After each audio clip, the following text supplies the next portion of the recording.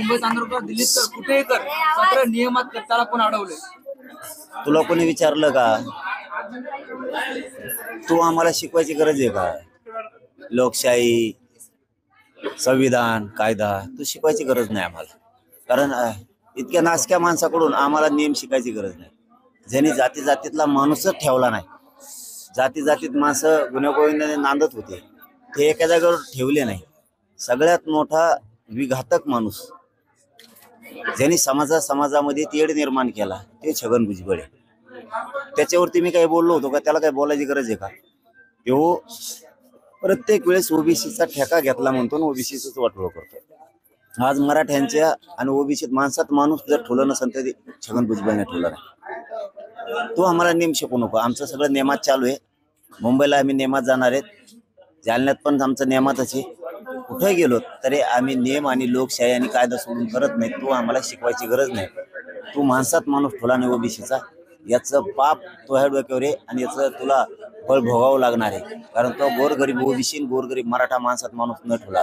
कारण तुझ्या राजकीय स्वार्थासाठी तो ओबीसीत मराठ्यात वाद लावल्याचं काम ओबीसीचा मराठ्याचा खरा शत्रू असेल तर ते छगन भुजबळ. ओबीसी आरक्षणासाठी तुम्ही ठाम आहात, मात्र छगन भुजबळ ओबीसी आरक्षणाला धक्का लागू द्या. अरे घेतलं धक्का लागून देत. तू काय धक्का नाही लागून देत? घेतलं आम्ही. आमचं हक्काचं आहे, हक्काचं आहे. नोंदी आहेत, गॅजेट आमचे हक्काचे आहेत. तिन्ही पण आम्ही घेतलंय. मराठा आणि कुणबी एक आहे. 58 लाख नोंदीचा अहवाल आहे, सिद्ध झालंय. त्यामुळे आम्ही घेतलंय. तू उगाच शाणार आहे, आणखीन बी शाना हो. पागल सारखं करू नको. तुला मंत्रिपद मिळालंय ना, गप तुकडे मोडून खाय. तू आता तू भोकायचं काम करू नको.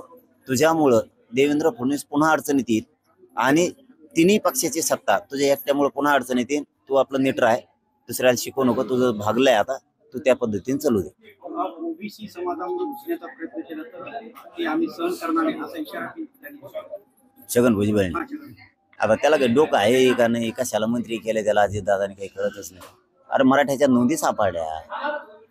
मराठे ओबीसीत जाणार आहेत, ते बी फडणवीस सरकारनाच न्यावं लागणार आहेत. मराठ्यांना न्यावाच लागणार आहे. कारण आमच्या नोंदी सापडल्या. आमची जर जमीन सापडली 7/12 तुम्ही कसं काय देत नाहीत?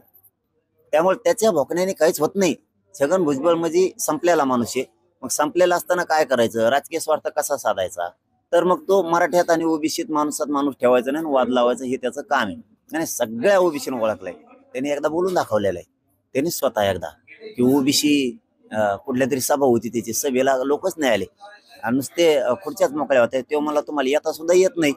कारण लोकांनी ओबीसीने ओळखलंय हे मराठ्याचे आणि ओबीसीचे विनाकारण वाद लावतोय, नाराजा पसरतोय, एकमेकाच्या दुश्मन्या करतोय आणि याचा राजकीय स्वार्थ साधतोय. एकदा मंत्रिपदासाठी ओबीसी म्हणतो आणि एकदा मंत्रिपद मिळालं की ही ते ओबीसीच्या बाजून बोलतच नाही. त्यामुळे ते लोकांच्या लक्षात आलंय ओबीसीच्या. ओबीसी आणि मराठा गावखेड्यात एक राहणार आहे. माझं नांदेड नगरीतून महाराष्ट्रातल्या मराठ्याला आव्हान आहे. ओबीसी मराठ्यात यांनी या 4-5 जणांनी ज्यांनी ठेका घेतलाय देवेंद्र फडणवीसांचा ऐकून, ह्या भुजबळ सर यांचं ऐकून ओबीसी मराठ्यात अजिबात वाद करायचा नाही. आपण दोघांनी एकमेकाच्या अंगावर जायचं नाही.